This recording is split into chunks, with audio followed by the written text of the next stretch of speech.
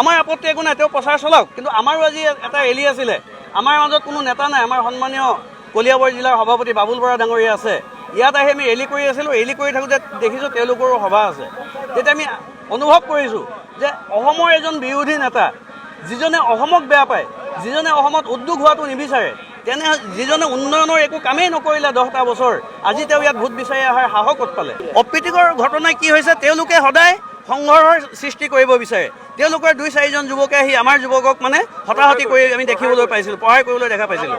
কিন্তু তেওঁলোকক মই সকীয়াই দিছোঁ যে ভাৰতীয় জনতা পাৰ্টি এটা দুৰ্বল নহয়। কোনোবাই যদি মাৰিব আহে আমি ৰখি নাথাকোঁ। আগৰ যি সামগ্ৰী সমষ্টি আছিল সেই শাসন আৰু আমি হ'বলৈ নিদিওঁ। আমিও তেওঁলোকক একো নকওঁ। তেওঁলোকে সভা পাতিছে, ধুনীয়াকৈ পাতক, কিন্তু তেওঁলোকে সভাৰ পৰা আহি আমাক অত্যাচাৰ কৰিব বিচাৰিছিল। দেখা দেখি তোমালোকে বুজি পাইছা কি পৰিস্থিতি কৰোঁ বুলি কৰিছে। ৰাহুল এতিয়াতো হিমন্তটো অৰ্ডাৰ দি দিছে বোলে একদম ডাইৰেক্ট বোলে ইয়াত য'তে মানে গৌৰৱ গগৈ যাব বা ৰকিবুল যাব, তাতে মানে একদম কেজাল মানে কৰিব লাগে, জেং এটা কৰিব লাগে। এই জেগাখন বৰদল তিনিআলি আমাৰ। আমি সভা মানে আমাৰ এইখন আজি আমি 2বাৰ পাৰ্মিশ্যন উলিয়ালোঁ।